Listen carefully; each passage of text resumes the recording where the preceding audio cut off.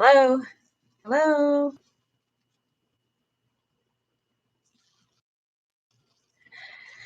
Okay, guys, I am live.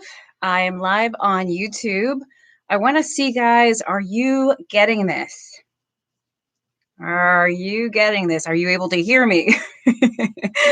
So, whoever is coming on, let me know if you guys can hear me, please, because the last couple of lives I've had, I have not been able to be heard. And the live chat, let's see here. Participants. All right. Um, let's see here. Oh, there you are. Oh, good. Yes, you can hear me. Okay. It's so good to see you guys. I'm so glad. I wanted to double check to make sure you guys could hear me first before I jumped onto Facebook. So we're going to jump on and then we're going to start our chat today. I'm so glad. And thank you, Shane, for being the first in here and the first to like. Let's see here. Thank you guys so much, Shane. Thank you, Jane. Hello, hello. Hey guys, we are live. I am live on YouTube. Hey YouTubers, want to thank my first YouTubers to jump on. That's Shane and Jane. Your names rhyme, although I have a feeling you don't even know each other. I also want to welcome all my Facebook folks. Hello, guys. It's so good to see you. We're going to talk about one of my favorite topics this evening, which is health myths that you should not believe. That is right. So while we wait for everybody to come on, let me just make a couple of announcements. And I love that you guys are coming on. This is awesome. So first of all, I want to make sure that you guys, I know so many of you guys are getting your COVID vaccines, which is awesome. Make sure that you join my group on Facebook called I Got the COVID Vaccine. Just search that group out and you will find it, and make sure that you submit a request. I will accept you right away. Just to make sure that you can share your experience, that we can celebrate you getting the vaccine, which, oh my God, it's awesome. So that's I Got the COVID Vaccine. And then also my other group called Healthy Living with Dr. Jen, which is also on Facebook. And then for those of you who want to be extra special, because I know you guys are all extra special, on YouTube, for my YouTubers, hey guys, you can join my YouTube subscription groups. And then I also have 4 levels on YouTube. And then I also have Dr. Jen Superstars, which is my subscription group on Facebook. And remember, hold on one second. Remember that when you join subscription groups, I do private lives for you guys. You get discounts on merchandise and stuff like that, which is super awesome. And speaking of merch, before we get started, I've got all new t-shirts. I've got the COVID vaccine t-shirts, which I am so excited about. You guys can shop those on my website, drjencaudle.com/shop. And remember, a portion of the proceeds goes to the Red Cross. So that you're supporting a good cause. Get your COVID-19, your COVID-19 vaccine t-shirts. We've sold t-shirts every day, which is very exciting. I have 2 that are coming to me. I should be getting them in the next couple of days because these were just launched in the last couple of weeks. So excited. So hopefully my next live, I'll be wearing my t-shirt. So anyway, guys, hello. It is good to see you. We're going to talk about something, like I said, one of my favorite sort of fun topics, which is medical myths and truths. That's right. And by the way, thank you guys for all the stars that you're sending Facebook. I see you, Facebook, and I see you, YouTube, for the super chats and the super stickers. So thank you guys so much for that. All right, let's jump right in to the 5 health myths that you should stop believing right now. That's right. So let's first start. We're going to start easy. We're going to go in easy. And let's first start talking about mucus. I know I said it. Mucus. That's right. Yeah. Snot, boogies. I have a patient. He's so sweet. He doesn't call them boogers, which I don't use. I don't really use to say that word either, but he calls them boogies. He says boogies. It's adorable. Boogies. So boogies, mucus, snot, whatever you want to call it, that stuff that comes out of our nose sometimes when we are sick. Now, first health myth has to do with the color of mucus and what that color means. I know you guys have heard what I often heard growing up, which is that if your mucus is green, or if it's yellow, or if it's orange, or if it's brown, it means you have a bacterial infection, a sinus infection. It's worse. You've got, pneumonia. You need an antibiotic, blah, blah, blah, blah, blah. How many of you guys have actually heard that myth? I know probably many of you guys have. Put a little thumbs up if you've heard that myth or your favorite emoji. Well, I'm here to tell you guys, believe it or not, and you can believe this, by the way, this is something I learned not until I got into med school, because I went all the way up into my 20s thinking, yeah, honey, brown mucus and green mucus and yellow mucus is bad. But the truth of the matter is, mucus does not signify how sick you are, believe it or not. It also does not necessarily signify whether it's bacterial or viral, if it's a sinus infection versus a da da da da da. Yeah, mucus color is not as specific as we might have been led along the way to believe. So, yeah, you can't just go by the mucus color. Although I have to say, as your friendly family doc, I am always up for understanding and knowing what colors things are, what shape they are, what they look like. Some people take pictures. The stuff I've gotten as a family doctor, I'll take it. I'll take any information I can get. But I just can't guarantee you that the color is going to inform me or tell me what I think you have. Okay, so that's the first health myth.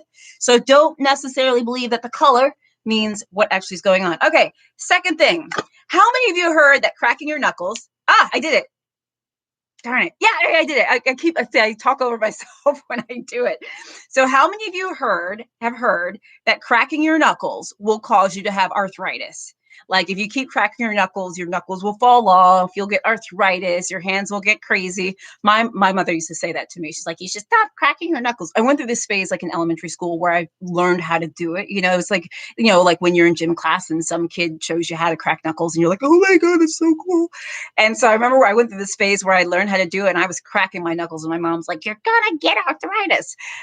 So the question is that actually true? Well, chances are, if I'm bringing it up today, it may not be as true as we might have been led to believe. Now, this is what's interesting about cracking knuckles. And you might be saying, so let me be clear.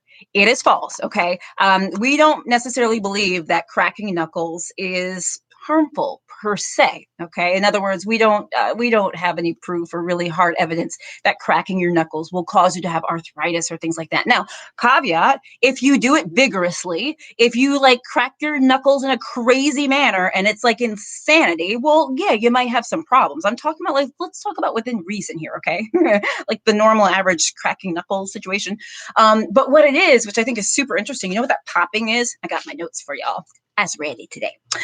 So you know what it is? It's actually gas bubbles in between your bones that pop or burst. That's what that popping is it's gas bubbles, okay, that are popping or bursting. That's what causes the cracking of the knuckle sound. Fascinating, huh? Anyway, so we tend to think that it's relatively harmless unless, of course, it's vigorous or there's some trauma or things like that, okay? But still, I mean, it is, I don't know if it's annoying. I guess it's different for everybody. I still prefer people not to do it because it just sounds so like, I don't know, it just sounds so, I don't know, potentially dangerous. I don't know. but I don't know. We don't think it's going to cause too much harm. Okay, let's move on to myth number 3. Now, let's see, which one shall I go to? I have a couple. Oh, let's go to detoxes. Now, y'all know how I feel about detoxes, but this one in particular, we're talking about juicing. Okay, now let me just be very clear. When I say juicing, right now I'm talking about juice detoxes.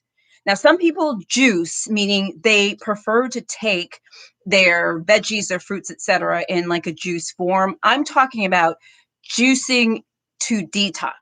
Now, I guess it really depends on what the person is doing and how they're doing it. But let me just get to the point, okay? This concept of drinking juices to detox your body, what y'all think I'm going to say about that, huh? What y'all think I'm going to say? You know what I'm going to say. First of all, okay. I was at work tonight and I just got home about an hour ago. So I'm still a little wound up, y'all, just a little wound up. So first of all, you know how I feel about detoxes. If you have working kidneys and working lungs and working organs, you're probably detoxing yourself just fine. That's what we have our kidneys and our lungs for and all of these amazing organs. That's why we have our GI tract that gets rid of toxins. All of these organs help get rid of toxins. Thank God for that, okay? If we needed a juice to be detoxified, we would be in a whole hill of trouble, don't y'all think? Think about it. If we were made so that we required or had to rely on something like a juice or a this or a that to detox, we would be in a whole lot of trouble.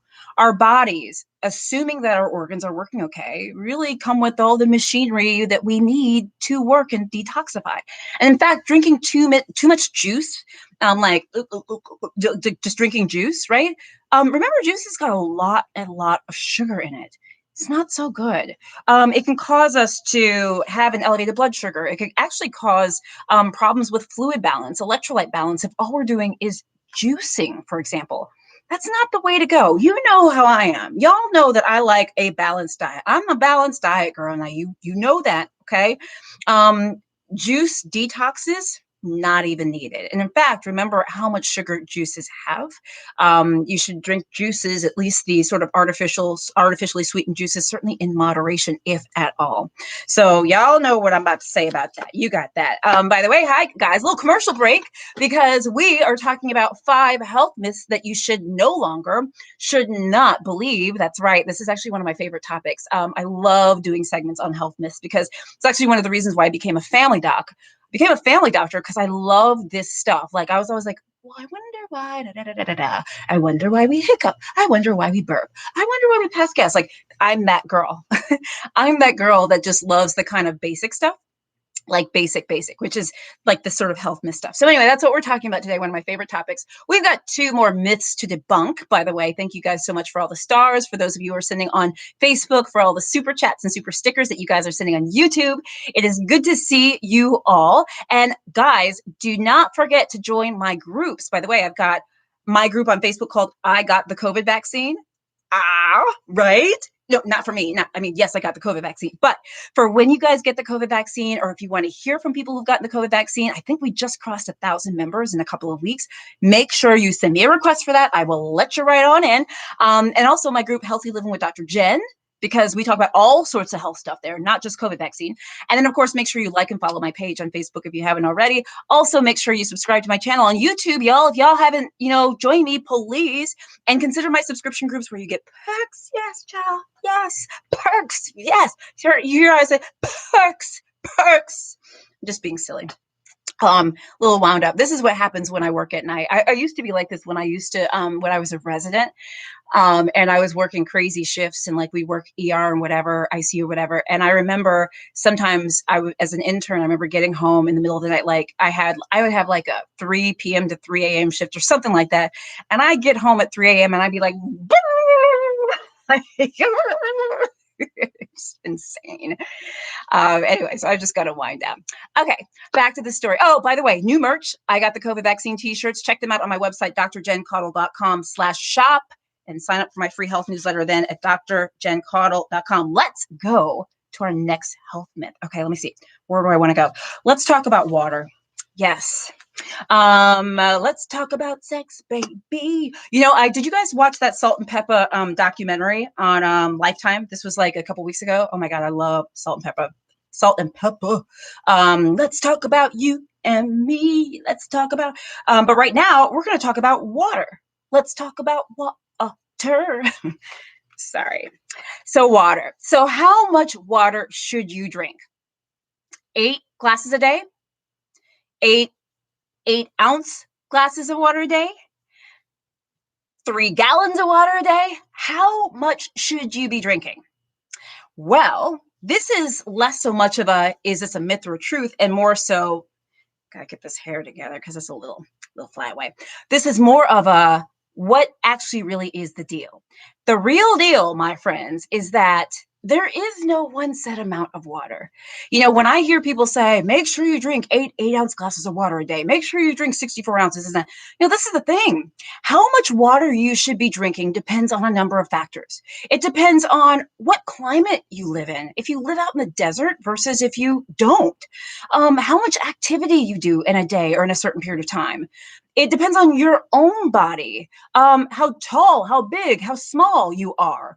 It depends on what you eat during the day. Remember, the water we get in the day doesn't just come from the water we're drinking, like a glass of water.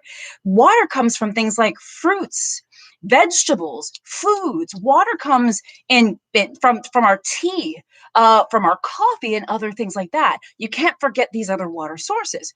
And not only that, the amount of water we should be drinking also often depends on our underlying medical conditions. And I say this because I have some patients who have either lung conditions or they have kidney conditions or they have heart conditions, and they have to restrict the amount of water they drink, meaning they can only drink a certain amount of water a day.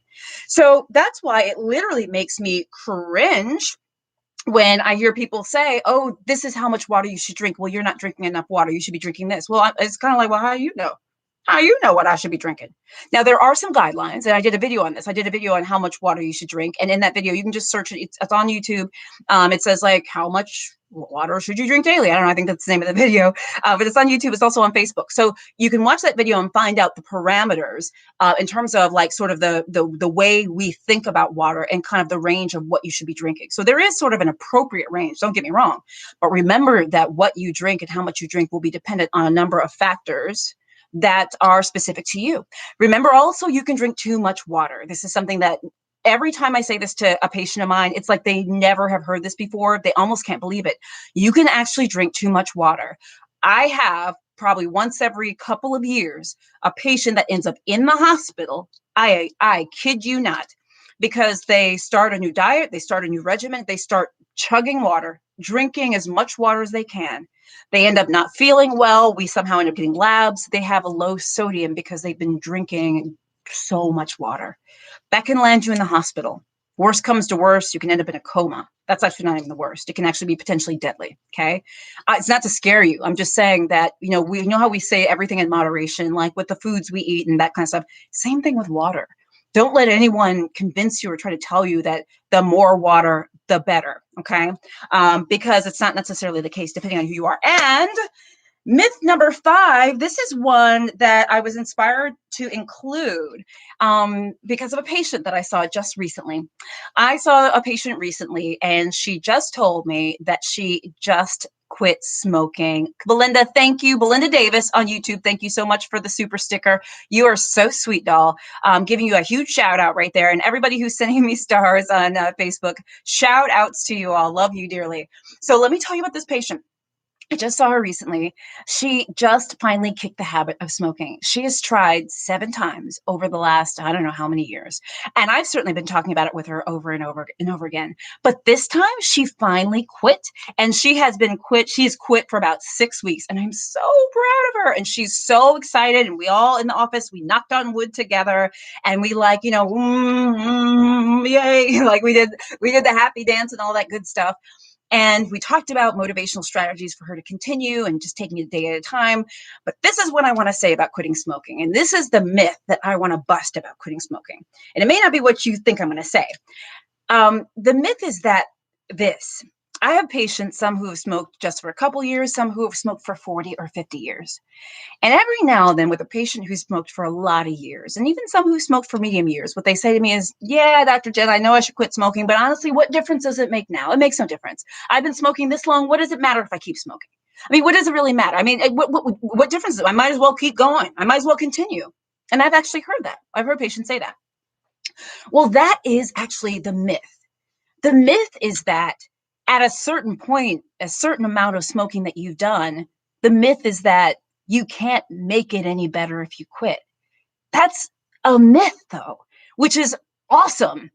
What I'm trying to say, if this is not clear, is that no matter how long you've been smoking, the minute you quit, you will start to experience health benefits, which is so freaking amazing.